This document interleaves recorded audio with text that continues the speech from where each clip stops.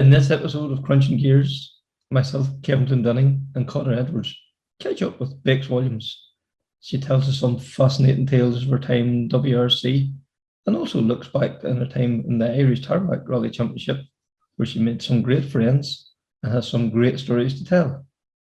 So sit back once again and enjoy.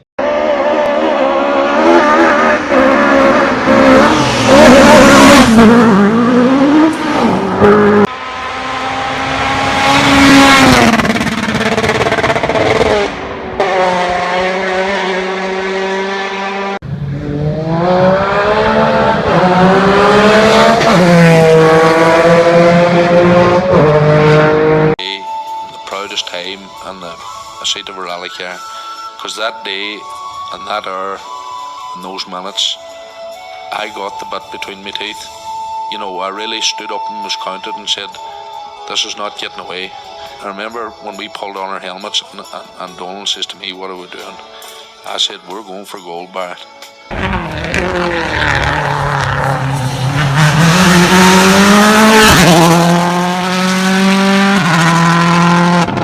Welcome along to Krunching Gears. Season 3, Episode 7. In this episode, I'm joined by Connor Edwards, who's going to help me out with a few questions, and we're speaking to the one and only Bex Williams. Bex, you're very welcome along. Oh, well, thank you very much for inviting me. I'm delighted to be here with you this evening. Yeah, thank you very much. As probably most people will know, Connor from Car Sport and a few other publications where he does a bit of writing and taking a few photographs. So, Connor, you're also very welcome along too, as I'd say. Thanks, Kevin. Lovely to join you this evening, and obviously lovely to be in such esteemed company as the charming Bex Williams. The charming, I like that. I might use that in my business cards. So, trademark TM. Yeah. So, I suppose really we'll have to ask the one question that you asked everybody else. Describe yourself in 3 words. Oh, I knew that'd come back to bite me some point. And you can't use charming. Yeah, charming's gone. Well, I'm gonna move charming aside because it's that. Oh, yeah. Oh, I know how people feel now, and I do it to them. Happy, focused, and happy, focused, and this is really hard. This is really hard, actually. God, I'm going to rethink actually asking people this question now. Happy, focused, and makes you appreciate your guests do come up with. No, exactly. Exactly. Although some of them have already listened to the podcast, so they act surprised, but they're not. Yeah. Happy, focused, and loyal, I would say. Yeah, good. Lovely words there. So, growing up in Wales, we all know the motorsport heritage there. Was it something you had an interest in from an early age yourself? Or? Absolutely not, no. No, there was absolutely zero motorsport in my family. No one drove a car. My parents didn't drive. I have 2 older brothers. They didn't drive a car either. And they're both quite substantially older than I am. So when I was young, there was no cars in the family. So it was only ever with, kind of our aunties or whatever other kind of members of the family that I would get to go in a car. And I was always genuinely fascinated by how cars worked, especially gears, because I didn't really understand what the moving of the stick did in a car. And when you're young, and no one could explain it to me really. And I remember my brother, my middle brother, who was 10 years older than me, he got given a car by our grandfather in a bid to try and encourage him to learn to drive. And it just sat outside our house, and he just didn't have any kind of inkling to drive it. So I used to go and sit in it all the time and pretend that I could drive and long for the day when I could get behind the wheel. So, that's as far as cars went. And motorsport itself, nothing. My brothers would watch rallying on TV. And that's kind of where the bug came. They took me to a rally when I was very, very young, 1981. The RAC rally, which took in part of South Wales. I can't remember what stage. Well, I think we only went to 2 stages, and I really can't remember what they were. And the only thing I do remember of the event, because I think I was 4 at the time, 3 or 4. I was very young. I remember lights because it was, kind of the darkness of November time, maybe. I remember the lights and the car sound, and I remember the wellies that I was wearing because they were my favorite wellies, and I was able to squelch about in mud and puddles, and I loved that. So that was my first taste of motorsport. But to say that experience fueled me on to a career in motorsport would be a complete, lie. That came a lot later on in life. And it was journalism then was your chosen profession, I suppose. That's what you went through school and. Yeah, I mean, going through school, there were a couple of different things. I wanted to be an actress. That was a main thing. So drama and acting was a main part of growing up for me. I did a lot with like local theatre clubs. I worked on local hospital radio because I loved radio. And I did a lot of that. And then when I went to university, I kind of realized, or in the process of growing up and doing your A levels and everything, that I wasn't so fussed on being, the center of attention, center stage in front of a camera. That really wasn't me. I was more about producing things and being creative, coming up with ideas. And I really wanted to be Steven Spielberg. That's what I wanted to be. I wanted to make films. So I went to university and I did a journalism degree coupled with theatre arts. So still a bit of acting in there. But it was a journalism degree that encompassed journalism first and foremost, but photojournalism as well. I learned how to take pictures, develop them, even the whole filming side of things as well. We learned how to make films, how to edit. It was a real mix of a degree with journalism at the kind of the core of it. And yeah, when I left university, then I thought, this is what I want to do when I go out into the world, this kind of thing, be behind the scenes, creating programs, whether it be films, whether I get into television at all. Lost my interest in radio completely. It was all about images for me at that point. Mm-hmm. And yeah, 2 days after leaving university, I got home, and because I've got such a really strong work ethic, I signed up to work in our local chocolate factory. So that was my first ever proper job. I was the female Willy Wonka. And it was, I'd love to say it was a dream job working with chocolate. It wasn't. It had its moments. Yeah. But it was, a way of earning money, because you leave university with nothing, minus in the bank account in a big way, and the bank's threatening you pay back your loans and all the rest of it. And I just wanted to work. So I did that for about 4 months before I went to BBC Wales. Work experience. I just wrote in to see if I could, do something there. And I was very, very lucky that I spent a brilliant week there working in various departments. And then one of those departments called me about 2 weeks later and said, oh, we have a job opening. Can you come in and do some work with us? And that started about, I'd say, 9 months working at BBC Wales in the drama department, in music department, sport department. I ended up hosting a radio show, a quiz show, where I was a scorer and host, but they were always really short contracts. So you'd be employed for 3 weeks maybe, or 2 weeks. And it was a wee bit of everything that you weren't pigeonholed. It was a wee bit of everything. You're right. And BBC Wales is quite big. It produces lots of programs. So it was a really good variation. But I needed something more stable. I needed a proper job, which I could guarantee a wage every month. And so I did a bit of work in the sports department of BBC Wales, and I realized then that, wow, sport is, it's really positive stories most of the time. 90% of the time, it's people pushing themselves to their very limit to achieve something. And unlike the news department, let's say, where it's doom and gloom and difficulties, sport really kind of thrilled me, and live sport especially. I'm a huge rugby fan. So, being around BBC Wales when the rugby is on as well, there's this huge kind of buzz. So I thought, sport is where I would like to work. And I looked around Cardiff to see if there was a sport agency there. And luckily enough, I found one. And this agency covered rugby, golf, ocean racing, cricket, and most importantly, motorsport. It covered rallying and circuit racing. And I applied for a job there, just doing admin stuff. They needed someone just to help out. and that was Greg Strange's company. And that was back in 99, in the summer of 99. And I went for an interview with him and found this weirdly eclectic man who was so much into his sport, very, very posh. I was just a bit kind of intimidated by him at first. And we had this incredible chat. And I remember he wrote something on the top of my CV, which I'd given to him. And, I kind of left the interview and I got the job there. And months later, I found my CV in a filing cabinet and he'd written at the top, "Made me laugh." So I'd made him laugh, and that had obviously sealed the deal for Greg. I got the job on that. But he said to me, like the first day I joined, he said, I've hired you, but I don't really want you to do any of these admin roles.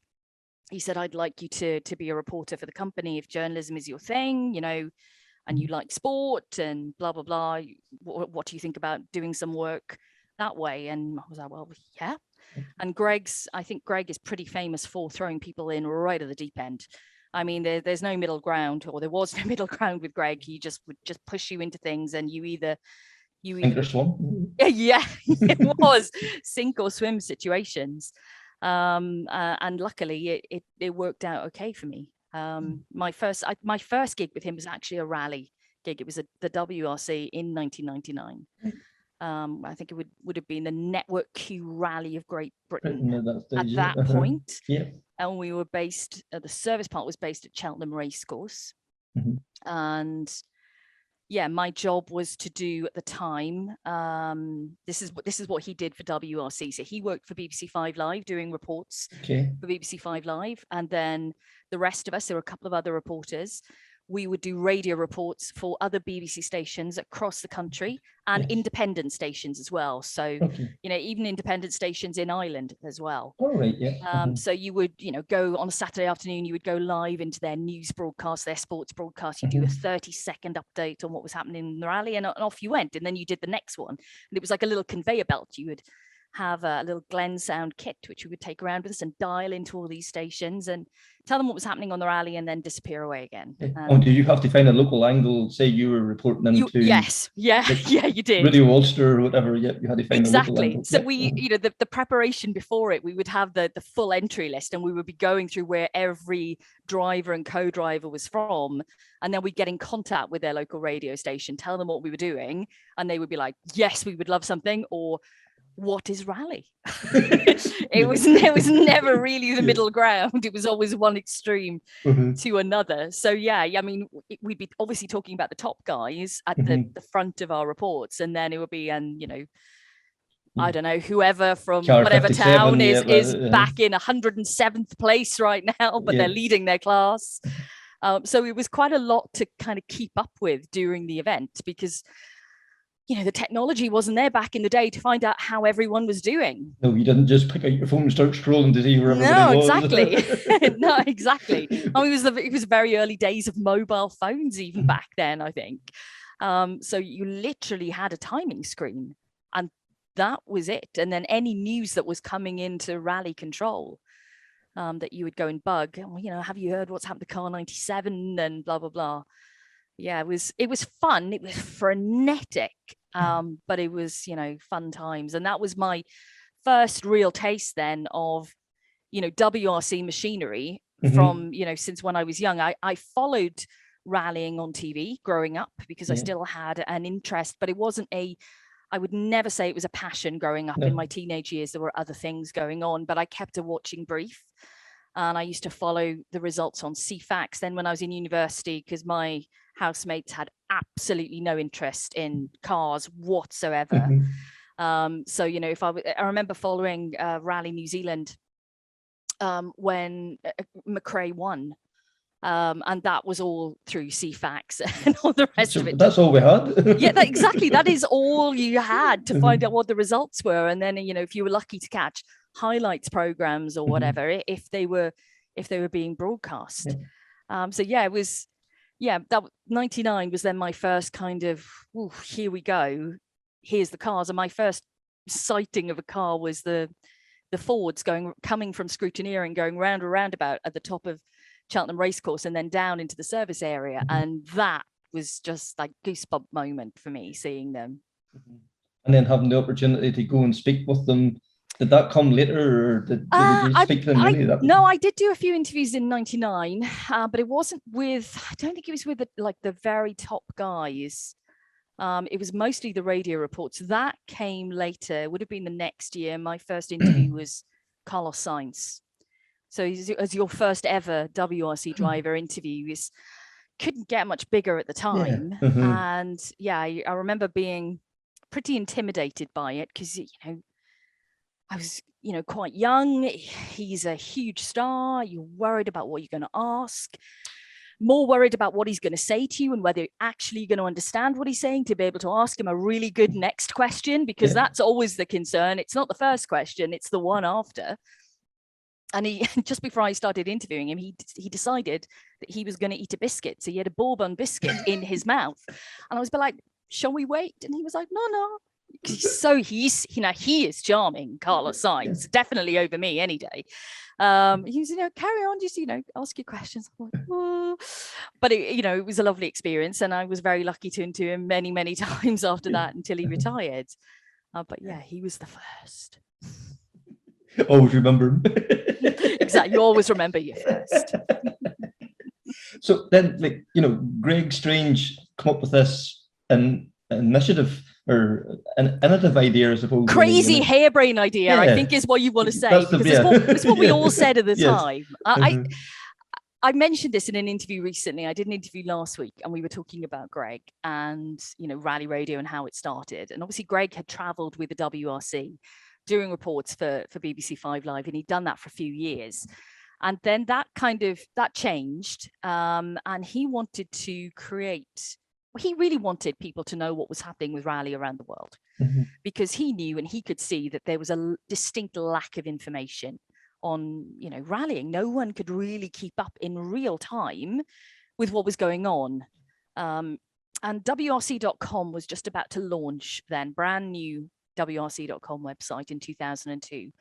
And in 2001, Greg talked about this idea a lot. And it wasn't, you can't say it was a blisteringly new idea, because lots of rallies like Rally GB, Rally Finland, they had their own radio stations. And rally radio in Finland is run by the national broadcaster. It's like BBC doing rally radio in this country. Yes. Their national broadcaster does their rally radio there, and they have about 30 to 35 people working on it. It's incredible. And I remember Greg sitting down with me and saying, this is what he was thinking, and how did I think that it could run? How could we do this? And Chris Rawes, who also worked for the company, Chris has been working for the past 10 years on ERC. Chris was our technical director at the time, so he came up with every technical solution ever. And Greg would say to him, "This is what I want to do. How are we going to make it work?" And you could see Chris's mind just going, how are we going to do this? And I was feeling the same, because he's like, we'll be on air for about 10 hours a day as long as the rally runs. And my eyes are wide, thinking, Jesus Christ, how are we going to do 10 hours a day? I said, Greg, who is going to talk for 10 hours a day? He said, I'm going to need a host. I was like, well, who's going to do that? I was like, well, you're going to be my host. I was like, Greg, I can't talk for 10 hours a day on rallying. I don't think anyone could talk for 10 hours a day on rallying. Oh, you'll have other people, and we'll have guests, and you'll have someone as a co-presenter, and don't worry, it'll all work out. And this is typical Greg. It'll all work out. So he has the idea, and it's like a little grenade. He throws it at you. Yes. And then you have to work out how it all happens. And Chris, I think, was really stressed with it, and he did a brilliant job with technically making it work. I remember so our first WRC event, full rally radio, was 2002 Rally Monte Carlo. You can't get a bigger event to start on. And it was the launch of a brand new WRC.com, and we were live on that. And so there was a lot of pressure to get it right. And I remember picking Chris up at Nice airport, and he was in the arrivals hall, so still picking up his baggage, and kind of the doors opened. And all I could see was Chris with 2 big trolleys loaded with flight cases full of equipment, because we had to carry the whole radio station with us. So huge mixing desks, speakers, the stuff for streaming, because now you and I are talking to each other through our laptops. We could do this on the phone. It's so easy to stream anything now. Well, back then it was a far more complicated job. And he spent days setting everything up, and it was quite stressful. And then all of a sudden we were live and the rally was happening and we had to start talking. And yeah, it was crazy, crazy days. I think there was myself, there were two other presenters at the time, Chris and Greg, all of us together trying to make it work. And then that eventually over the years got whittled down to basically me, Chris, a stage end reporter. And then it kind of got a little bit bigger again, but it was always a core group of 2 or 3 people on events, nothing more than that to make it work. And it's not unbelievable broadcasting to like millions. Well, it was incredible at the time because, you know, we set up an email address called radio@wrc.com. And we forgot about it during the event. We totally forgot about this email address. And we kept saying it like, oh, email in, radio@wrc.com. But because we were all so nervous and so frantic about what the hell are we doing next in this segment, that we forgot about the emails. And I remember turning to Chris and saying, where are all the emails? And he was like, oh, well, I haven't kind of updated the thing for them to download. And then all of a sudden, all these emails started downloading and people are listening all over the world. And all of a sudden you're like, oh, actually, people are listening to what we're doing right now. This is a tad scary. And we had a lot of that first year in 2002 it was a huge learning curve in many, many different ways. And we failed on a lot of things, to be honest. It was very tough. It was very tough technically. I mean, we didn't do any stage end reports then.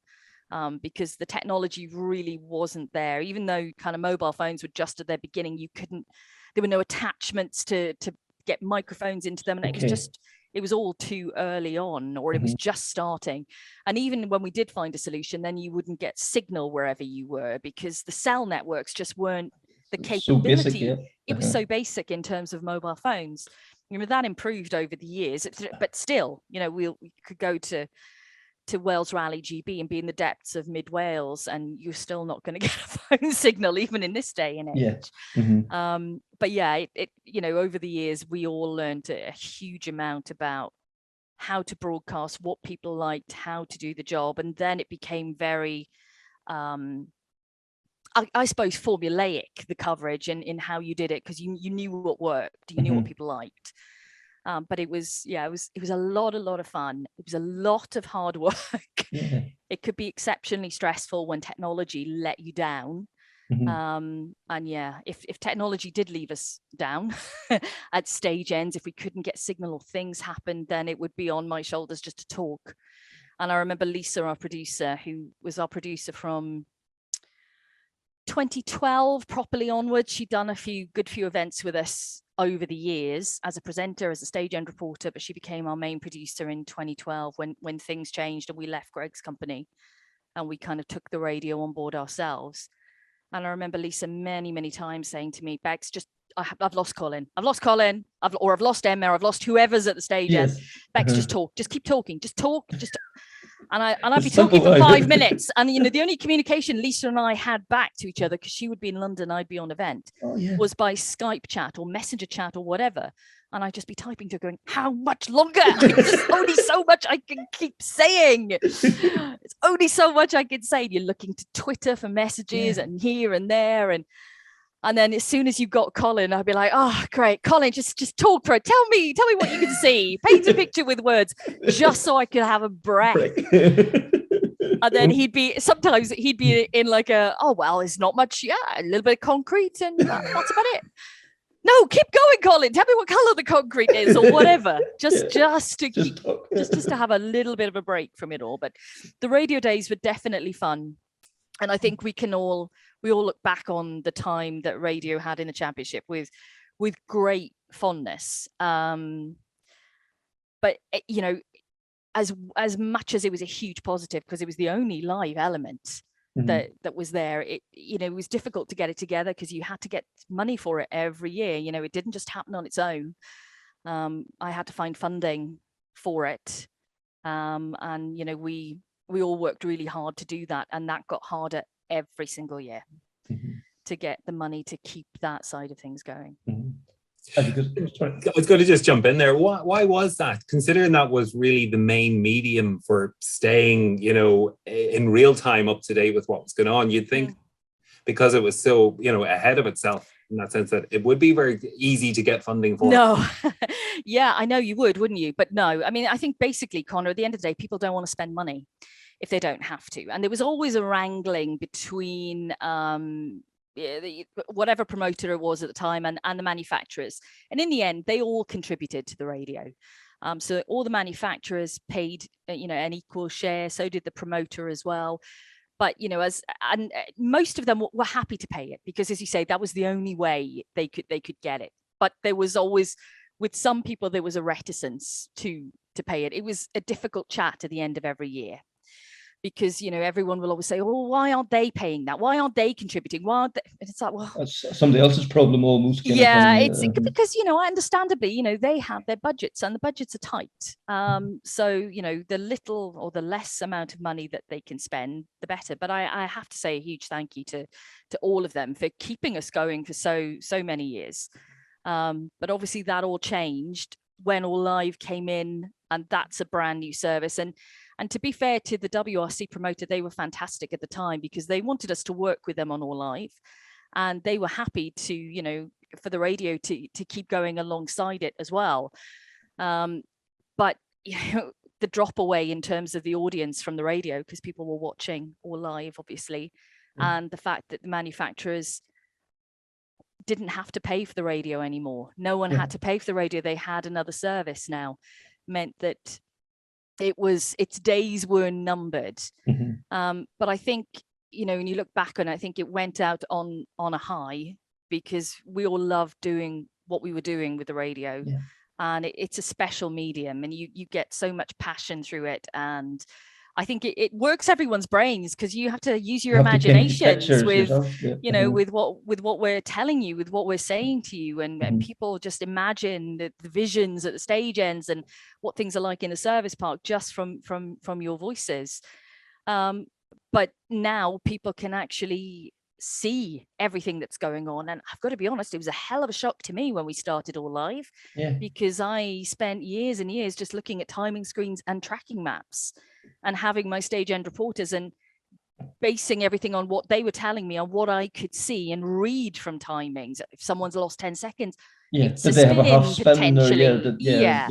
And you're watching maps, and I swear to God, that's why I'm losing my vision now, is because I've stared without blinking at screens for years to watch if dots change color or not.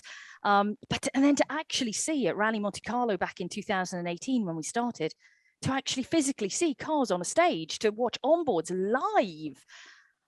I couldn't talk. That was my job, was to talk and to speak. I was just sat, I was mesmerized. Just watching what was happening. And it was like, I don't know what to say because I'm blown away by what I'm seeing. And now I'm used to it. But at the time it was like, hell, this is great. You can actually see everything that's going on now. But it took a different level of communication. You were up to that. You were like, trying to almost put pictures to those dots. Yes. Now you had the pictures and you had to, roll back from giving too much I don't have to do the 90 mile an hour talking anymore. Fill because on radio you don't want any gaps, no dead air. It's all got to be talked over. But now you don't have to talk so much. And that took a little bit of getting used to at the same time. So at first I couldn't speak because I couldn't get used to the images. And then I was going into a kind of radio chat, and you're thinking, no, I don't need to talk. I can listen to the co-driver here. And it took a little while to get used to it all, I have to say. But I think it's the best step the championship has taken in terms of moving coverage forward. And the fact that it has such a big audience on All Live, but it also goes out to broadcasters around the world. So, for instance, it's on BT Sport. On the red button, you can get All Live there. And the fact that so many people are taking it, I think it's great that it's got such a, wide reach. Absolutely. And like you went from sitting in, a box, basically, looking at dots, And then you started going out and meeting the crews and, service in or media zones and all that.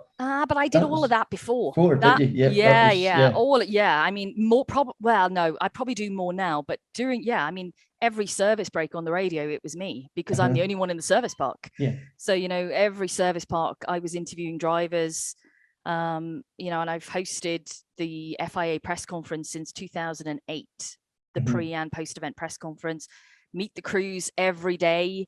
Which we don't do at the moment because of COVID. So yeah, I mean, the drivers are pretty sick of me, to be honest, and they have been since 2003, since I started doing all of that. So, I've been in every single media zone. And were you welcomed at the start? Like, we know how male dominated it is. It is male dominated. There's no question. Yes, I was welcomed at the start. I think, it was a bit of at the start, maybe a bit of a peculiarity that there was, me walking around with a microphone and asking charming questions. I've never felt at any point unwelcome because, I'm a female in a male dominated sport. Never felt that. I think it's really important. I'm very much of the mind of, it doesn't matter what sex you are, you're either good at your job or you're not. And maybe I have tried and pushed myself a bit further because I'm in a male dominated sport and I wanted to be accepted. So I worked damn hard to get where I am. This hasn't come easy, doing or being where I am today. You work hard, and I want to be the best at what I do. I don't want to do anything half-heartedly. And I love what I do, and hopefully that shows in the work. But I've never felt, no one's ever said anything. None of the drivers or co-drivers. I've had a few moments with spectators over the years, but just purely, I tell a story, and it's true. And I was with Colin at the time, and he just joined us in 2005, and he just started interviewing with us. And we were at the Mitsubishi garage, and Gigi Gali was there, and we went outside, and someone was asking Colin questions about the car that Gigi Gali was driving, and who had driven it before, which one was it, blah blah blah. And Colin just said, he said, I don't know, ask her. I've no idea, mate, ask her. The guy would not look at me, would not ask me a question. It was all directed at Colin, and he was just like, I have no idea, ask her, new here. I think it was like his second event with us, but that's the only thing I can think of from over the years. Yes. I've never felt it, and I don't think it's just, I don't know whether it's because it's rallying and it's a bit of a, it's a bit different to other sports. Maybe I've worked in lots of different sports. A lot of my friends will say, a lot of my female friends will be like, oh God, you're surrounded by men 24/7. I was like, yeah, but I don't think of it like that. It's just, that's your work, that's your job. It's just my job. It's that's just normal. And I never think of it as, being a female in a male dominated sport. When I started, there weren't many female journalists. There were two of us at the time. That was it on events. There was myself and a lady from Germany, Andrea, and that was all there was, really. My friend Sam Lloyd, she was there when I started, and then she went off and did something different. So there really wasn't too many women around, but more and more it has become, there's more female journalists. There's a lot of female PRs and females in high positions within WRC, but there wasn't so many journalists, but there are a few more now. And those early years too, like we had, 5-6 WRC teams, you had Peter Solberg and his Plum at that time, Mr. Hollywood. Did that make selling the sport so much easier than, in later years whenever it was down to 2 teams? Did it make it harder to fill the airtime, maybe, I suppose what I'm trying to say? Yeah, I think, back then there was a lot to talk about because there was just so many more cars. Who was I talking with? Oh, it was Yari Matty in the podcast. We were talking about this the other day, that, there were, when he did his first Rally GB in 2002, there were 30 plus WRC cars. It's insane to think about it now, but that was just our normality. That's the way it was. And then it got really whittled down. Do you know what? We always found stories. I mean, it would have been easier back in that day because there were so many high profile stories. But then what you find is the more WRC cars you have, the less time you have for the other championships. So we did focus a lot on what would it have been back then with the production championship and the junior championship, and any locals competing, because we would be on air a long time as well. And if we had our stage end reporters out there, you'd keep them at the stage end as long as possible to fill the time for the station, but also to cover these drivers. So you found other interesting stories, and I think that's why I have certainly a lot of memories with people like Sebastian Ogier back in 2008, because we were there from the very start of his career interviewing him and chatting with him, whereas maybe other forms of media weren't even looking there at the time. They weren't really focused on the junior championship unless that person was from their country. So unless it was a local story as such, exactly, really unless it was a local story. So I think when the World Rally cars did kind of peter out, and we did just have Citroen and Ford at one point, you focus on the other stories. You manage to fill the time. I mean, we always have done. So yeah, I mean, it's really funny, isn't it? Because a lot of people look back with huge nostalgia and rose-tinted lenses to the good old days, and I'm just not like that as a person, really. I like the present. I like where we are. I enjoy where we are right now with rallying. I'm really looking forward to a brand new era of it all coming in. But that doesn't mean I didn't completely and utterly love that time. I think 2003 for me stands out as one of my favorite years in the sport. And, Petter winning at the end of a magnificent season for him. And it was our second season, or my second full season in WRC. And I felt that year I'd found my feet a bit. I knew where we were going when we were going to rallies now. Knowing your way around the local area always helps. Yeah. And, technical issues we'd kind of ironed out a little bit. So, yeah, I felt like I'd found my feet in 2003. And it was a hugely enjoyable year for many, many reasons. And like Petter at the end of Rally GB, like, if we ever talked about needing pictures to, a picture paints 1,000 words. Yeah. Like he painted millions there within a space of a few minutes, didn't he? He did. The but emotions, you know what? the roller coaster. I have such good memories of it before the rally started. So I think it was just after shakedown. We were all at Subaru waiting for Petter to come in and be interviewed. And there's a gaggle of journalists there. And I think it was a guy from Sky News at the time who felt a bit unwell. And he gave me his microphone and said, "Can you do this interview for me? Because I don't feel very well." And I was a bit like, oh, shit. TV man's just asked me to do an interview for him. It's Sky News. And I was like, oh, good God, thinking I was just doing my own radio interview. That would be lovely. And Petter comes walking towards us all. And he's so cool and calm and relaxed, considering now he is, fighting for the championship title. And he's like, "Hey, everyone." And he puts everyone at ease instantly. And, I'm the first then to, it's a classic. That's the only thing I will say, being female in the sport, everyone says, ladies first. And it's such an excuse by the male journalist to go, you go in and ask the difficult questions first sometimes. Go on, you go in. But on that occasion, it was that ladies first. I was like, oh no, everyone's going to be listening to everything I say. And he was so fantastic. But it's what struck me about him is how relaxed he was, because I expected him to be quite tense and, a bit cagey, but no, not at all. And it was kind of at the end of November. And I remember we were having a Christmas dinner that evening, and I pulled a cracker and a little heart popped out of it, like a necklace with the number 7 on it, which was his number. So the next day I was like, look what came out of the cracker. I said, it's a sign, Petter, it's a sign. He's like, yes, it definitely is.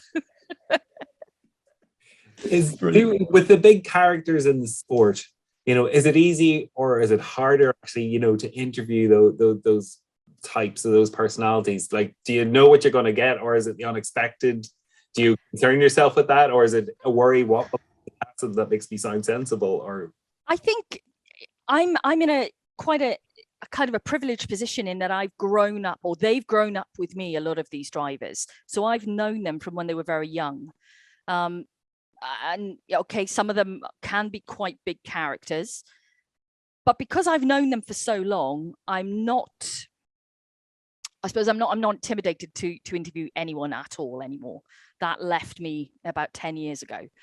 When you come to someone like Andrea Adamo, for example, who I didn't know when he came into the championship, and he is a big character and interesting to interview because he's a challenge, but he always had a bit of a challenge with me because I like a challenge. So I would always come back at him if he gave out at me, which a lot of journalists don't. Some of them will back off and disappear, but I find it fun to interview people. And if they are difficult, then I'm even more difficult back to them. And I think that can be a bit of a key. It's like interviewing Irish Tarmac, who is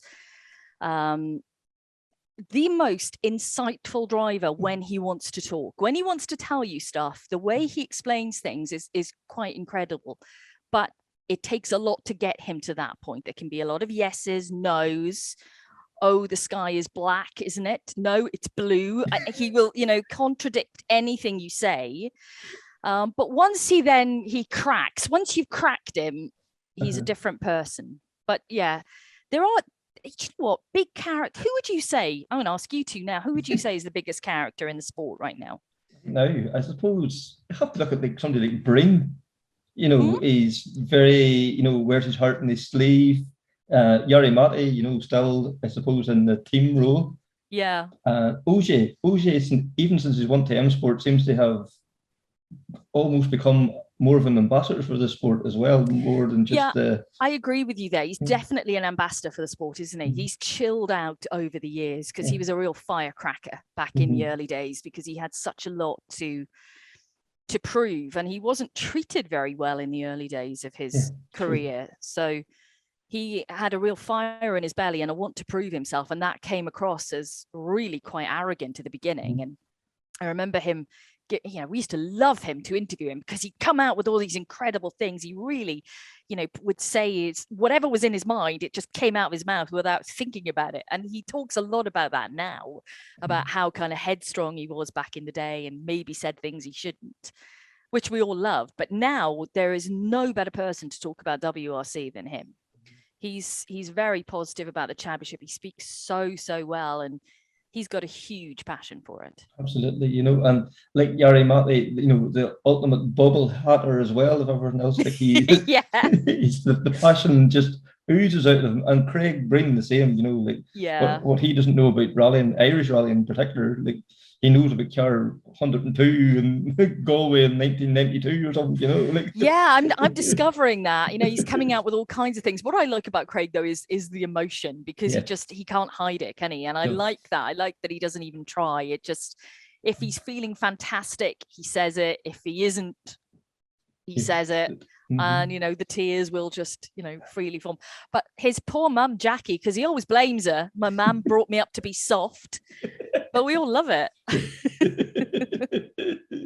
It is good to have characters like that. And but year in, year out, you will hear people say, oh, we don't have characters in sport like we used to, because everyone loves saying like we used to, like it was back then. It's like, geez, wake up, people. Here and now.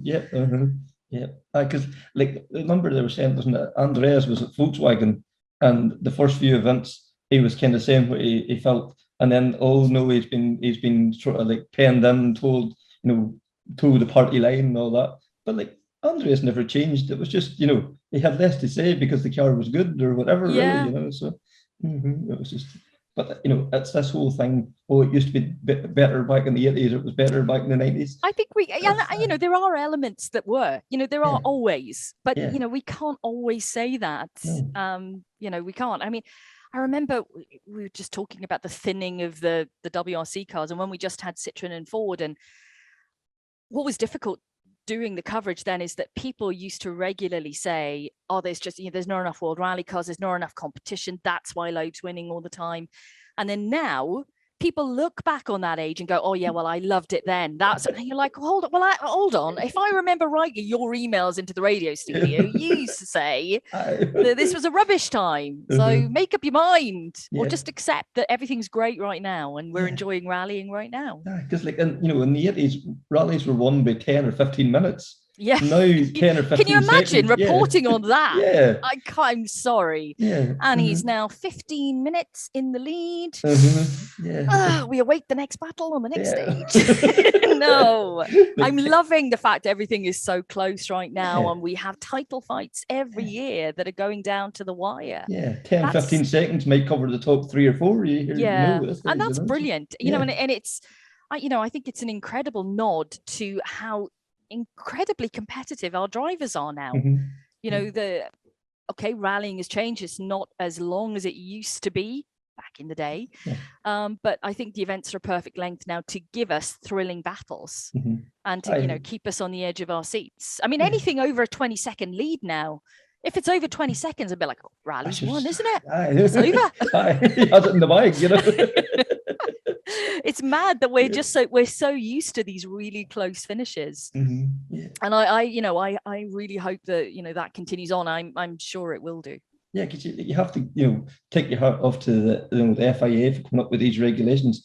That 3 different manufacturers have produced cars that are within 1 or 2 seconds a stage off each other. Yeah. Like they're all coming. But how regularly people are setting exactly the same times on stages as well. Yeah. It's just, it kind of does blow you away. And I think some people miss that point. It's that, look how close this competition is right now. It's like 3 different teams, 3 different factories have looked at these regulations and thought, we need to extract the maximum out of this. And they've all come out from different angles and produced something that can do that over like 30 kilometers, can produce a car that will be to within a 1/10 of a second. It's unbelievable, isn't it? Really, it is. It is unbelievable. It is. I'm really loving it, but I've loved it for over 20 years now, and I can't see that changing anytime soon, to be honest. And I suppose we just should say you got the opportunity. Was it 2013, 14 to get a run in one of the Hyundais at the time? Is that a day you look back fondly on? Do you know what? I've had lots of opportunities over the years to be able to do it, and for whatever reason it hasn't happened. And sometimes it hasn't happened because I should have said this in my 3 words, but they're 2 words, so I couldn't. Control freak. I like to be in control in a car. If I haven't got the steering wheel, I'm a horrific passenger, really awful. Every time I get into the car with someone new, which happens a lot on events with us, if we're, I meet someone at the airport and, let's say our producer is driving or the editor is driving. I'm like, are you a crazy driver?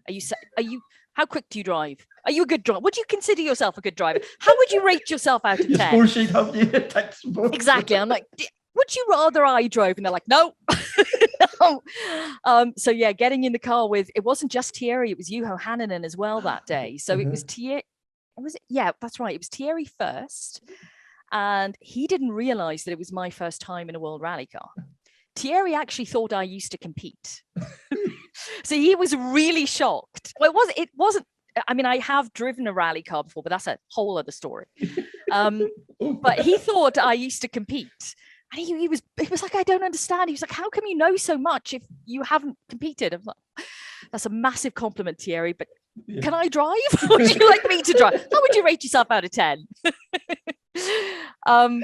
And yeah, that whole experience, I mean, I have to say I was extremely nervous because I wasn't sure if I could trust myself not to pull handbrake or something or react like that. So, and I said this to him and he was like, oh, just keep your hands to yourself. Was his line. I was like, oh my God. So what you see in the video of that is complete real emotion. It's just all the nervous energy coming out into these ridiculous screams and yahoos, and he got on board with it as well. He was saying yahoo by the end of it because we did about 6 runs, I think, in total. Yeah, and then he got out of the car and I was about to get out. They were like, no, stay in. Juho Hanninen's going to do 6 runs. And I was like, oh God, I'm not sure I can do it. I was like, Yuho, I don't know. I don't know. I'm not sure. And then Yuho gets in and he's Do the checklist again. I know. How would you rate yourself out of 10 as a driver? Checklist all over again. And Yuho is so smooth as a character. He's, he gets in, he gives me the little wink. And you're like, oh shit, this is going to be really bad now. Yeah, be afraid. He's so much more aggressive driving than Thierry's style is really quite smooth. But Yuho, oh blimey, my back after the jumps that we did, because it was the FAF stage. Okay. So we did the big FAF jump. Well, I did it I did it 12 times. My back at the end of it, but it was after Yuho's runs because he was so aggressive. And I got out of the car. Well, I fell out of the car, I think. I couldn't quite stand by the end of the experience. But it was amazing. I would love to do it all over again, potentially, if I can control myself. But it is that. If there's any world teams out there listening. Tell me that you feel the same, though, about being in control in the car. Are you bad passengers or are you good passengers? Don't really mind, you don't no. care, do you? No. Oh, I see. Yeah. No, I would just... So getting in a car with someone like Craig Breen, who I know would rag it if I was in the passenger seat, it wouldn't be happening. You'd be like, no, thank you. You wouldn't pass the test. No, you would not pass the checklist. You would not pass the checklist. No, but that was a really good experience, I have to say. It was really good. And I think WRC put it out again. Was it just before Portugal? And they didn't tell me they were doing it. So they'd unearthed this, YouTube video of my run with Thierry. And I just looked on Facebook one day. I'm not a massive fan of Facebook, so I don't go on there very often. And the first thing I saw when I went on was me in the car. And I was like, no, what have they done? Why are they doing this to me? You'd hope people had forgot about this. Exactly. I thought this was dead and buried now. And my stomach goes over then thinking, oh, people are going to be seeing this, thinking she's an absolute arse. Oh, well, it was fun. That's all I can say. It was fun. If there was one car or one driver that you would want to sit with, who would that be? Oh, that's a good question. Who do you trust the most? Yeah, it would be. Oh, can I pick two? Yep. We'll bend the rules for you. I'm going to be. People are going to think I'm really dull by saying it now, but it would be Seb Loeb and then Seb Ogier, so I can, compare and contrast. And I trust them both. Well, I trust Ogier more than I trust Loeb, because I think Loeb would ignore the checklist and go mad, because it's the kind of character he is. But car-wise, what would I pick? I'm going to pick two cars. I'm going to pick the Metro 6R4. And I'm going to pick the Ford Focus. Well, you've just made Kevin's night by picking the Metro. Yes. I'm going to go home. So it is one of my favorite rally cars. Not my favorite rally car, but it's one of my favorites. I have too many to name just one. Mm-hmm. Yeah. So I suppose looking a wee bit closer to home, the Irish Tarmac Rally Championship come knocking back in 2017. What's it been? I think I first did it in 15. 15, sorry, yeah, you're right, sorry. I could say you're done on it, yeah. No, So, do you know, I'm useless with years, so you might be right. Who knows? No, People will ask me things and go, you did this and that year. I'm like, you're right, no, you're right, sorry, you are right. Was it a culture shock coming from WRC to the Tarmac Championship? I remember being in Galway and we'd just done Monte Carlo, and we'd done the huge launch of the championship in Casino Square. And then I'm in Ayr Square for the Galway rally. And yeah, quite a contrast. But I have to say, no, it wasn't a culture shock at all. I thoroughly enjoyed it. It was definitely an experience, but a really happy experience, because everyone's so passionate over there about rallying, and the events themselves are absolutely brilliant. I mean, it was a great experience, because the first year I did it, Siobhan was presenting the program, and I was doing the voiceover for the program, or rather I was scripting and doing the voiceover for the program. And I did say to the organizers that, if I'm scripting a show and it's an hour show, where am I getting my information from? Who's telling me what's going on? And everyone was a bit like, oh yeah, we'll send you bits and pieces of info. I thought, no, I need to be on the events. I need to be on the events. I need to speak to these guys. If I'm going to be part of this program, I want to do it properly. I'm not half-arsing this. It's important to get it right. So I came over, and Siobhan was new to rallying, so she didn't know a huge amount about rallying. I remember being being introduced to her. I absolutely love Siobhan to death. She's a beautiful person inside and out. But she came to meet me at breakfast in the Clayton Hotel. Is it Clayton Hotel at Galway Rally, isn't it? She came over to me and she said, I can't do the accent, even though I tried, but she said, I don't know why I'm presenting this program. You're a world rally champion. You should be presenting this program. I was like, what? Who told you I'm a world rally champion? Oh, and that made me laugh at the start. We've been massive friends ever since. But anyway, she was very honest, and she didn't know a huge amount about the sport or whatever. So I spent a lot of my time kind of helping her with interviews that she was doing and guiding her a bit, and then getting my bits and pieces of information, getting to spectate as well, which was fantastic. And I really putting in my life in the hands of Mick Bracken, who is certainly not the best of drivers. He was not ranked on my list. To the point where the last rally we were at, which was, what was the last rally I was at with Mick? It was Killarney Historic in 2019. The front wheel of his car was making this incredible grinding noise on passenger side now. And Mick, there's something wrong with the wheel. He's like, oh, it's just the brakes. I was like, Mick, this is not, I know cars, it's not the brakes, not the brake, Mick. Something wrong. We'll have a look at service. So we get to service, and this noise is just getting worse and worse. And we drove into rugby player Scott Williams was competing there in an Escort, drove into his service area, because Mick is just cocky as hell, isn't he? Drives into the service area. Boys, get her up on the jacks. Have a look. There's something wrong with the wheel. Wheel was about to come off. The wheel nuts hadn't been tightened correctly, and it was about to fall off. I could not be here talking to you today if we hadn't pulled into that service area.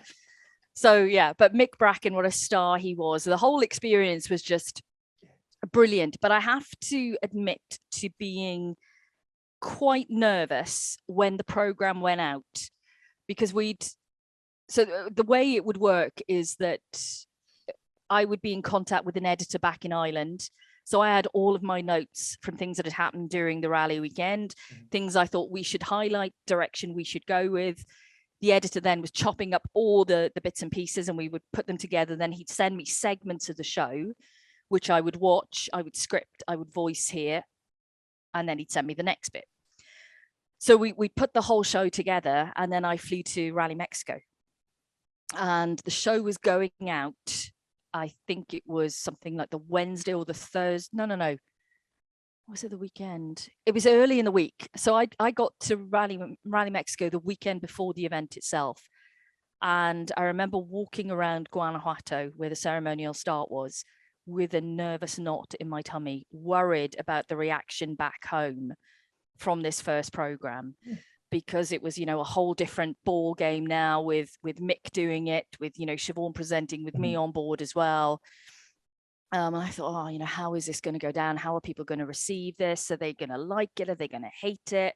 And it was just constantly in my mind as I'm walking around this whole day. And I remember checking Twitter, and the first thing I saw on it was Art McCarrick, who'd put up a post saying, brilliant coverage.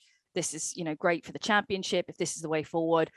And it was like, this massive exhale of, thank God, it's one person, but I don't care. Yeah. Someone has been positive about it. So I'm going to just stop worrying about it now and let it be what it is. Because, when you're doing it remotely like that, it's really difficult, because I didn't see the absolute finished product as a whole program, because I'm doing these segments.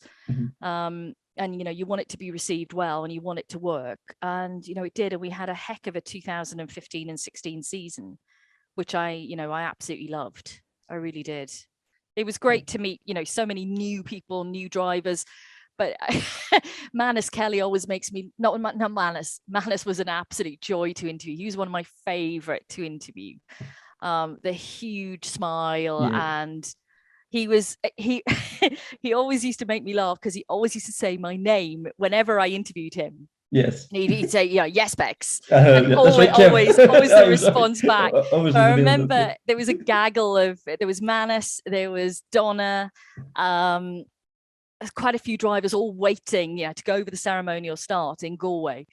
And Mick was like, oh, Donna Kelly. And I was like, oh, right, yeah, right, we'll go and interview him now. And I was, really, I'm trying, to do my best, trying to be quite serious. And there's big competition this weekend, big rally. And he was like, I said, how, what have you been doing to prepare yourself, get ready for this event? Well, I said, I've been drinking quite a bit of Guinness. I've just had 3 pints. I'm like, okay, this is the way it's going to go. This is the way it's going to be. And he was just a joy that whole season. But, he sticks out in my mind. Donna sticks out in my mind. Manus for being such an absolute gentleman the whole time. And I'm trying to remember the guy's name now, and I can't remember it.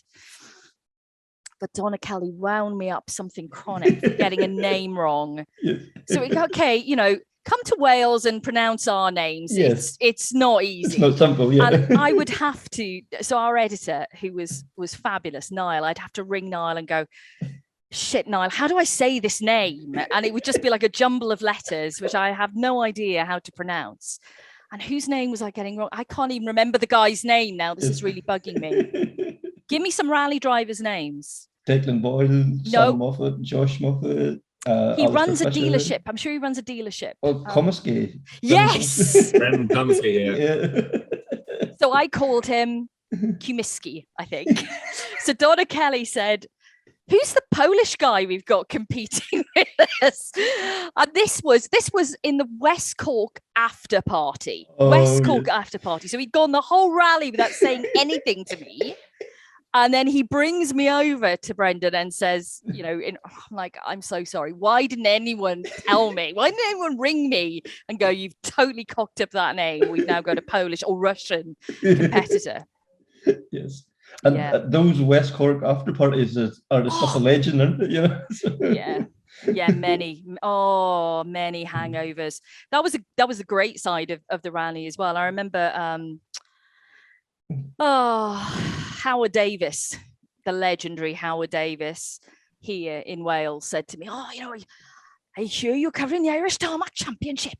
Oh, that'll be some crack, girl. That'll be some crack. And I was like, I'm there to do a professional job. But on a Sunday night, it really was, any man for themselves, to be honest. Go for it. Rally's done or whatever. The job is done. Well, the job kind of then started for me a couple of days later, getting all the footage. So you'd work the weekend doing all the bits and pieces, and then it was 2 days of scripting and putting together the show after it. And were you ever caught up with the infamous Donna Kelly's guitar and sing songs? Oh yeah, many times. Oh, he serenaded me quite a few times. So I'm going to remember the name of all these pubs. I'm sure this was West Cork as well. The it's a little pub. And the rally passes by it. Oh yes, so on the corner, isn't it? The four walls or the four winds or something. Yeah, something like that. Yeah. Anyway, yeah, we were there one night, and he was serenading me there. He's pretty good on the old guitar, isn't he? He is. He's handy enough with it now. He is handy enough with the guitar, and the voice isn't bad as well. Yeah. No, we had some great times, and I loved being there because everyone would just come and chat to you and chat to you about rallying, and you'd spend the whole day chatting. Either about the rally you're on, or we would chat about what's going on in the WRC, and I really loved my time there. Yeah. And like West Cork, I think it was pretty special to you as well. You brought your mum over then. I did. The following. I loved Clonakilty so much that I brought my mum over, and we stayed at Inchydoney Hotel. And we had a lovely time. It's just a beautiful part of the world, and the organisers were incredibly welcoming there. And I had not that I didn't have a lovely time on the other rallies, but it was West Cork, I think, which really kind of took my heart out of them all. Quite unusual, you were saying, to actually get onto the stages, because obviously in the WRC you don't really get that opportunity. That's right. No, the last time I was on stages was back when I worked on the IRC, because I did that for 4 years. I worked on the IRC as well as the WRC. So I was away for 24 weekends of the year. It was 3 years. I did 2009 to 2012. So I used to be filming. I used to be doing stage end stuff there. I worked for Peugeot UK, filming with Chris Meek and Paul Nagel on every rally that they competed on the IRC. That's the last time I would have been able to see rally cars. I have spectated at Sweden WRC. So the year radio changed hands, Colin and I didn't work at Rally Sweden for radio. So Colin did some other things. I was working with Ford at the time, producing videos for them on events. So we went out and we actually got to see some stages, and I went to Petter Solberg's house was right next to a stage. His house in Sweden was on one of the stages. So we went there and spectated there. And that was pretty special to see World Rally cars in snow. We drove a lot that weekend, and I was driving because my cameraman drove and I'm not joking, 400 meters, and he put us into a snowbank. We had to get towed out. See, I've got to be behind the wheel. It's important. Have to be under control. Gotta remember that. But yeah, seeing cars on tarmac though, and obviously the Escort has a very special place in everyone's heart in Ireland. I think to see them screaming through the tarmac stages was absolutely mega. Loved it. I loved every element of working over on the Irish Tarmac Championship. So I'm just, hoping it'll be back in full flow next year. Yeah, that's what I was going to say. In 2022, all been well, we're hopefully going to get the championship back. Would it be, if the opportunity presented itself, would you be looking at coming back again? I would love to work on it again. I just don't think the opportunity would present itself, unfortunately.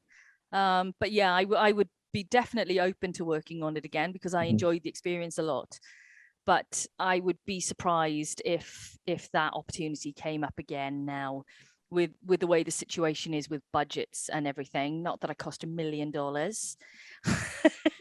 or anything, but you get this rider of stuff, Oh yeah. Can you imagine?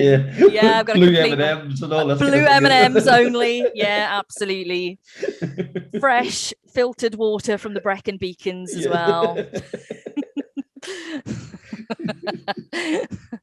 No, but I really enjoyed it. But I think the championship's got to get itself, back on its feet now, and it does. I think it does need good media behind it though, because what you've got over there is something special in terms of that championship, and unfortunately, it's not being publicized the way it should be. Yeah, at least out there to a bigger audience. There's lots of options for it, and I think there's lots of avenues to go down with it and get it out to the wider world, because I understand that it's really important for everyone in Ireland to be able to see it, but what you've got there is golden, and it needs to be seen by a bigger audience, and I believe there are the capabilities for that to happen.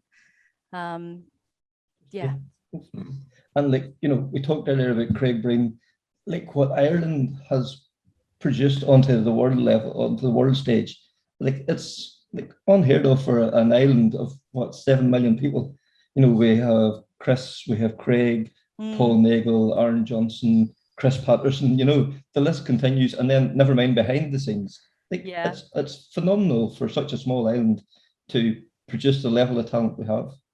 It is. It's a pretty special thing, but it's kind of like, I know it isn't the absolute national sport, but the amount of rallies prior to COVID, obviously, that you guys are doing every weekend, it's insane, isn't it? I mean, it's not surprising, actually, when you look at it from that way, the amount of rallies that go on, that you have produced some golden gems. But yeah, you've produced some very, very special people. And I mean, people like Paul Nagel, who have been around the WRC now for such a long time. And I think people forget that he's been there back in the early days, 2004-5, I think, with Gareth McHale. That's right. He's been around the block as Mr. Nagel. Yes. And Chris Patterson, another one of them guys who's been there forever. Do you know what? When I did his Backstories podcast, I was like, right, I'll just have a quick look to see how many people he sat alongside. Well, I lost count. I was like, forget it. It's pointless. He's just sat with everyone pretty much. And I think I did call him a bit of a tart. He's just any opportunity, he's there in the seat. Which was then quite a contrast to interviewing Julien Ingrassia, who'd sat alongside one person for the whole of his professional career. And Chris Patterson, I think we were up into the 30s with the amount of people he'd sat alongside. I think it's James O'Brien. I think there was somebody called him the Heinz Beans of co-drivers. 57 different varieties. Yeah, that's a good one. Yeah. That is a good one. Yeah.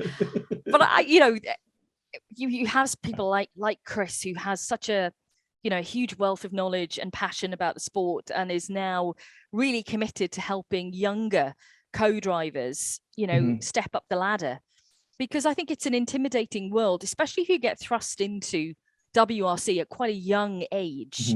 It is a big sport to come into with some very serious players in terms of the manufacturers. It's not like rallying at home, where there's much less pressure. It's a real pressure cooker of an environment on our events, and that can be quite intimidating, I feel, for the younger drivers. But then you've got people like Aaron, who are handling the whole situation that he's in so well right now, and he's been a joy to listen to, but also watch how he's interacting with everyone, how friendly he is around the service park, how much he is spending time with people, and making the most of his opportunity. And I'm really delighted that he's now got the seat alongside Taka for next year. Absolutely, yeah, that's bodes very well for him. And then like we sort of brushed on it a wee bit earlier, women in motorsport, like since Michelle Mouton, the early 80s, there's been a few like Louise Aiken Walker, but there's nobody that's made the big breakthrough onto the world level, really. Is there anything more initiatives out there that could be put in place to help to bridge that gap, do you think? I think there's always options to have more opportunities, especially for female drivers. And I know with the FIA, with Women in Motorsport, they have great opportunities right now for girls who are competing in circuit racing. So they have a program called Girls on Track, from which they select girls each year to move forward into Formula 4. And that's an incredible initiative in circuit racing. I would love to see something similar in rallying. I think rallying for anyone is a difficult sport to get into, maybe more so from a female perspective, in the sense of acquiring sponsorship or even just getting started, whereas circuit racing may be a little bit easier to break through into, from a karting perspective, because you can start pretty early in your career in karting and move your way through the ranks there. And you don't really have obviously a similar situation in rallying, because you need your license. So you could start in karts, and Craig started in karts, and a lot of drivers that have started that way before they've switched into rallying. I think it is a difficult one. And we do see some incredible breakthrough drivers like Molly Taylor, for example, who has just had the most incredible career. I mean, to win the Australian Rally Championship title outright the way she did was super impressive. She's doing really well in Extreme E right now as well. And I know she would dearly love to come back into the WRC. That's the ultimate for her. But then it's getting the money to be able to do that. It's always that sponsorship, isn't it? Which so many people are caught out by, and so many careers which could have been fantastic curtailed. There's so many times we sit down we're having a coffee in the service park, and we're talking about drivers from the past. Oh my God, I completely forgot about him. What happened to him? And it's like, oh, he didn't have any budget, didn't have any money. You're like, all these people. And I think sometimes even our drivers, a few of them have said to me, they forget how lucky they are to be in the position they're in that, yes, they've worked very hard. And when I interviewed Sebastian Ogier at the start of the year for the Backstories podcast, he was telling me when he entered Rally June, which is the program that Loeb came through, that Adrian Fourmeau has come through, it cost him €20 to enter that competition in France. €20. And he said to me, look at the payback I've had from spending 20 euros to enter this rally competition, and then have the backing of the FFSA. And I think in many countries, it is a lot to do with the structure of your motorsport program, and how the funding is passed through to young up and coming talent. They seem to. I've had many arguments about this over the years with many different people, because I've said from early 2000s the FFSA have got it right. And they have, because now they've produced 2 world champions. Potentially, we're seeing another coming through now in Formo with his incredible talent. They know where to put the money and how to bring on young talent. And I think it's a program that a lot of people should really look very hard at and try and replicate. Yeah, because like here in Ireland, we have the Motorsport Ireland Academy, and like that's starting to pay dividends. With Josh absolutely. Wal Creighton, Callum Devine. But I think that's taken a turn in the past few years, hasn't it? The past 5 years, that has really ramped itself up, and it's given such opportunity. And that's the way it should be. You're finding the best of the talent and putting the money behind them. Hopefully now we can, so I suppose we'll start to wrap up. Coming into 2022, new generation of cars. Yeah. How excited are you to hit the reset button and go again now in Monte Carlo? I'm really quite excited to press the stop button, to be honest, right now. Stop would be good, just for like a week, just to stop and not think about rally car. It's impossible because every day we're all gossiping on WhatsApp and we're looking at testing videos and this, that, the other. And today we had a really great opportunity to speak to the technical director of Toyota for an hour about the new hybrid system and next year and Toyota's development. And that was so exciting to listen to Tom Fowler, who I'm sure you will know. He started his days at M Sport and was at M Sport for many, many years before switching to Toyota. We did something in between, but he then went to Toyota and is now the technical director there. And the way he was describing the car, and what made me laugh is that you would have seen it. Lots of testing images have come out of the Toyota with various different spoilers, different aero, front bumpers, whatever. All of them, just to throw everybody M Sport else and Hyundai. None of them are actually going to be on the car. The car that OJ was testing in the past few days is the car that will be used at Rally Monte Carlo. And to hear him talk about, the challenges they faced as engineers, as technical specialists, to create a brand new hybrid rally car and everything around that. I'm excited by it because you can tell he's excited by it. And yes, like we had in 2017 when the cars first started, there are going to be issues. There are going to be reliability issues and different ones, I'm sure, for each team, as it was in 2017. Lots of them suffered different issues. I'm sure we will see that this year. One of the journalists asked him today, is the 2022 car going to be slower than the 2017 car? And they said, per kilometer, how much in terms of seconds is it going to be slower? Because the car is heavier than the previous car. And he said, well, there are going to be big occasions where it's going to be a lot quicker than the 2017 car. But if you're talking on a straight piece of road, for example, where you have pure acceleration, that is where you're going to see blistering speed, much, much quicker than the previous car. But if you're talking tight, twisty, technical, then the other car comes back into play. But it's going to be interesting to see. And this is what I'm excited about, is to see the development from what we see at Rally Monte Carlo to what we see at the end of the year when we go to Rally Japan and the Tarmac. And the development, the technical process they will go through to hone it, to make it quicker, to make it more agile. That's what excites me about rally cars. Okay, yes, the speed, the noise, but it's how the engineers in their incredible craft can use all these tricks to make it just a far, far better car. So and working within such tight confines as well. Really tight constrictions. I mean, we was talking today about the limitations that they have and how they have to really, double check themselves on various things that they're doing. So I think, we'll see the cars in Monte Carlo, but I'm looking forward to seeing them in Japan and to see how far we've come in a year. And then, you know, come a few years' time when these cars then will be the best cars ever. Like our 2017 car was the best ever car. It wasn't. No driver said that in 2017.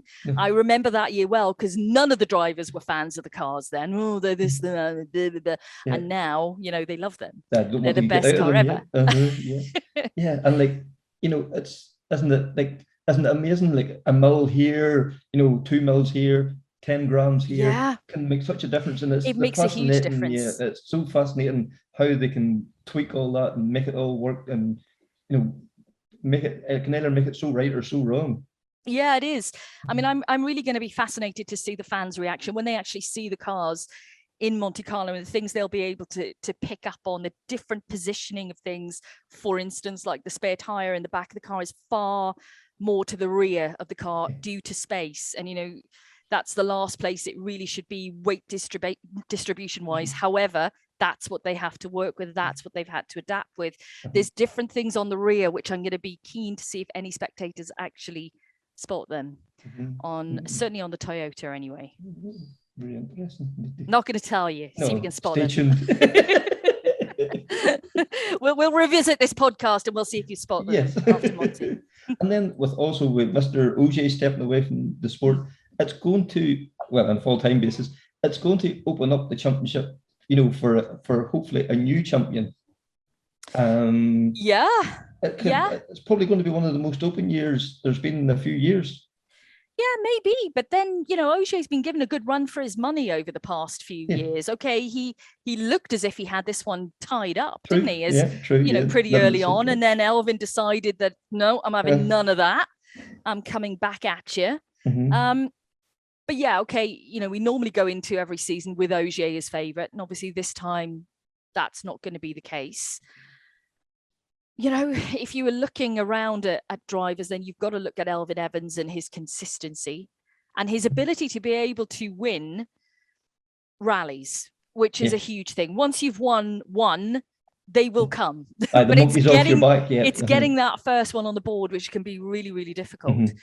But I think there's so many drivers that can, you know, fight for the championship next year.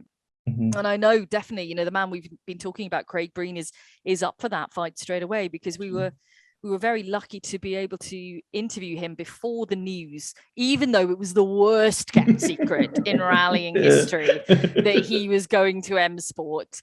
Still, it wasn't confirmed until, you know, after Rally Finland, after his last event with Hyundai. And we finished the post-event FIA press conference, and I took Craig over to the hotel in the service park that he was staying at, and we interviewed him there to reveal this exclusive news. He had to change out of his Hyundai overalls and into something neutral, and we did the interview there.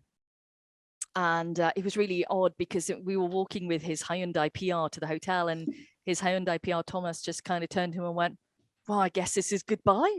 I guess this is it. And he was like, oh, no, so I'm not going to goodbyes. I'll cry. Go. And, you know, and it was like, well, that's that era done. That's finished. He's on the podium. He's done the press conference. Goodbye and good luck. Goodbye and good luck. Yeah. And, you know, I said to him in that interview, you know, in your first year with the brand new regulations, with the brand new car, will you be able to fight for the championship? And he was just like, absolutely. You know, I will be. And it's that confidence. And he seems to be getting on really well with the car from what we're hearing from testing, which is fantastic. It's what we all want to see. We all want to see as many drivers as possible fighting for the title at the end of the year. You know, I love being in the situation where we're going into the closing rounds and it is a real bun fight between a number of people, because you get this incredible buzz. And it's the same buzz as we all get going to Rally Monte Carlo. First rally of the season, everything's back on. Here we go with the championship, and there's goosebumps, and you know, there's a little bit of not nerves in your tummy, it's just butterflies because you're excited to start it all again. And that's the way you feel then at the end of the season when there's a title battle. The fevers build. Yeah, absolutely. It just builds and builds. And yes, there's there's pressure on the drivers, and there's pressure on us as well to get things right, to get that interview, to get this moment, make sure that's on camera, film that moment. By the end of the weekend, you're like, oh, I just want to sleep for 48 hours now. I am spent, because you're trying to get as much coverage and get as much out there for everyone around the world as you possibly can. Yes. And myself and Julian Porter, we are both manic in that, we need to film, we need to do this, because we want everyone to see as much as we're seeing. Yes. It's really important, but then you completely knacker yourselves. Yeah, because like there could be some wee small detail if you miss it on the Friday that could prove incredibly relevant on the Sunday, you know. Yeah. It could be like a set of tires or something, you know. Like that. Yeah, no, absolutely. Absolutely. But yeah, I mean, we love it. That's why we kind of push on events till we're all really knackered, and then we do sleep for 48 hours. So not asking you to name names, but I presume you have a favorite. And then so how do you cope when your favorite isn't having a good rally? Connor Edwards, how very dare you? Yeah. Actually, I don't have a favorite. Right. I know that's going to sound hard for you to believe, but I don't have. I know Elvin is Welsh and I'm Welsh, and I will let you into a little secret that Emma Penlan, who was working with us on All Live, hasn't worked with us for the past year. He presents Rallyo, which is our Welsh program rally show. Both of us carry what we call flag in a bag, which is a Welsh flag in a bag, just in case Elvin wins and he wants a Welsh flag, and then we've got it for him. That's the only reason we can't. It's always with us somewhere. And Emma hasn't been on rallies. Oh, he was in Monza, but he hadn't been during the 2021 season. And when Elvin was doing well, he'd always text me, "Have you got flag in a bag?" You're the bag lady now. I've got flag in a bag. It's okay. But honestly, I don't have a favorite. I went into Monza not minding who won the championship, Ogier or Evans. It really didn't matter to me. I have a huge respect for all of the drivers, and there's no one that I don't like. So it's I just haven't got a favorite. Okay. I haven't got an ultimate favorite. Right. And does it break your heart when Mads isn't having a good rally? Oh, yeah. You see, do you know what? Yeah, because I've known Mads for such a long time, and we get on great, and I love him in commentary. We have such a good time together. And then when he is having a tough time on events and you see it, I just like, oh, mate, I want to hug you, and I can't hug you because he wears his heart on his sleeve as well. Sometimes in a very exuberant fashion at the stage ends. He's having problems with tires and things, Oh yeah, it was in Sardinia when he had his massive swearing outburst, and Chris Meek was in commentary at that point, and he said to me, "How's it been over the top, wasn't it?" Yeah, I'm sure he realized that. Yeah. But it is difficult when some of them are having really tough times and they are wearing. It's the same with Craig, because he gets so emotional and you feel for him. Then yeah, I think I feel maybe quite protective over Craig. If I was, he's not saying he's my favorite, but you feel different things to some of the drivers. Like, people like Sebastian Ogier is uber confident. He doesn't need anyone's shoulder to cry on. But when Craig came back into the WRC after a really difficult time with what had happened with Gareth, and he came back to Rally Finland with Paul at his side, and I was out in the media zones interviewing for radio at the time, and I remember him coming into one service break and he was white as a sheet, just completely like the world had been taken away from him. And I can, I was chatting away. And I was like, "Oh, Alicia, Craig Breen's just come in," and I just go and grab a few words of Craig, and he got out, and I could see how he looked, and I was like, "Lisa, just going to come back in a few minutes. Just put a song on. We'll be back in a few minutes." And I put the microphone down and give him a hug, because that's just what he needed at that time. He needed, and you kind of. And how are you, mate? Yeah, I'm fine. It's difficult. It's it's tough. And there are moments like that. I think that you've gone through. I even gone through that kind of moment with Ogier when he was really kind of struggling with Citroen back in the day, and everything that he did was- was the wrong thing, and Yeah.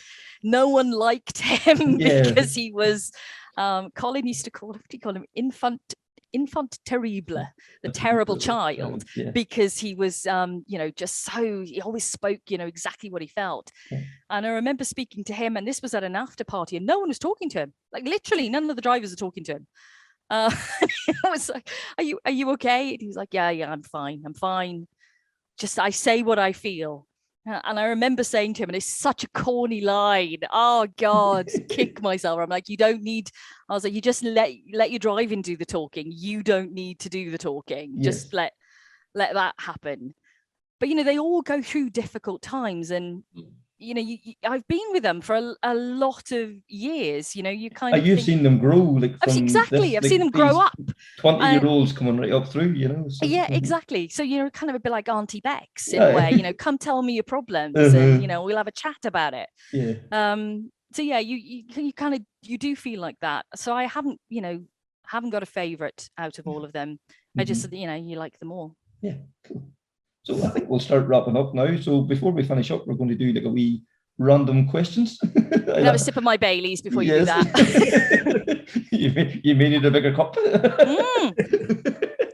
Gonna hit me with random questions. Oh, quick fire round. Right. Okay. Quick fire round, exactly. Well, we'll start with an easy one. Wine or gin? Oh, that's easy. Gin every time. But the hangover's horrendous. But gin.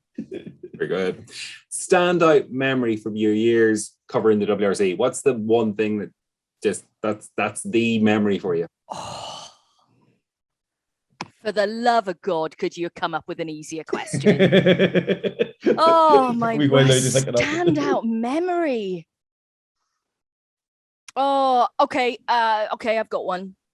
It was probably the changing of the guard when Ogier won the championship on the power stage of Rally Alsace, which was the first stage of the rally.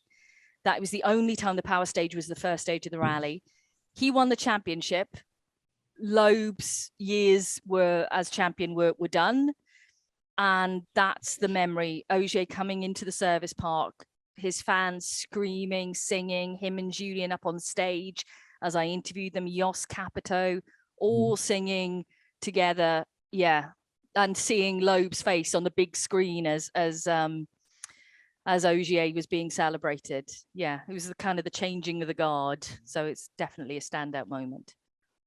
You're a constant traveler. What's your one tip or your one hack you would share? Now, I'm going to share a hack, but this is, Connor, I'm looking at you now. You've got some pretty good hair going on. So this might work for you. Sorry, Kevin. This might not be so handy for you. But there are very early starts in rallying, very late finishes for us. An average day, we're in the service park at 5 or 6 o'clock in the morning. We get back at 9. If you're a girl with long hair, washing your hair is a bit of a drama on a WRC event. Dry hair shampoo is the best thing ever invented. That is my travel hack. Never travel without it. Sorry to anyone who hasn't got much hair that's listening. It's not a help, but if you've got any hair at all, use it, and then you never have to wash it, especially if it's long. See, short hair, you can just wash it really quickly and it dries, but try and wash this and let it dry at the Arctic Rally when it freezes on you and then breaks. I just need a face cloth. That's my travel hack anyway. Right, very good. In the service park, do you know the characters so well now that you can judge by body language how you're going to approach them? Yes, absolutely. I think it's one of the strengths of knowing people really well is being able to look at them and think, "Ooh, I can ask deeply probing questions here, or hit them with a difficult question, or I need to build up a little bit to that difficult question," which is my tactic normally. Right. And away from the WRC, what's the one thing people would be surprised to learn about you? Oh, probably that I covered the Winter Olympics twice and traveled to Salt Lake City in America and traveled to Turin in Italy. And my select sport was skeleton and luge. So maybe, and you still keep up to date with them? I do indeed. So maybe they'd be surprised to know that I'm a bit of a winter sports addict. Maybe. And last one, if you could change anything about the format of the WRC, what would it be? Ooh, cracking question. If I could change anything about the format. Well, obviously, I'd make the rallies a whole week long so that we could have more rally action every single day. Because every time it finishes on a Sunday, I'm never ready. It's like, oh, come on. We're here now. May as well just extend it by a couple of days. No one's going to mind. But I do know that this kind of format now gives us exciting action. I would like the ability for us to be able to cover more championships on All Live. Right now, we can't do that because everything is so tight in terms of stage turnarounds. And we need the plane circling above stages to be able to get live pictures. So I'd like the ability magically somehow to be able to do that. That's it. Make them a bit longer, a week. And that. Two things. See, I've gone overboard now, Connor. Giving me options. I'm not going to stop thinking about it because I'll come up with more otherwise. All I'm hearing is Bex wants a second plane. But... yeah, I know.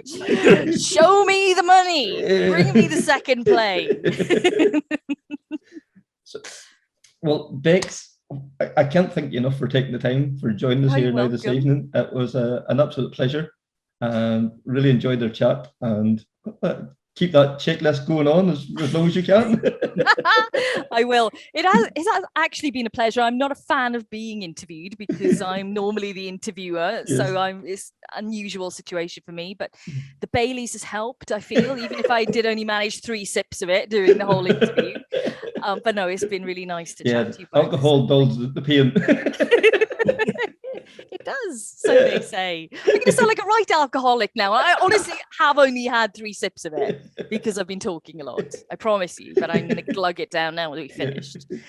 Well, it was an absolute pleasure and really appreciate you taking the time. Hopefully we'll catch up with you soon. Excellent. Thank you very much.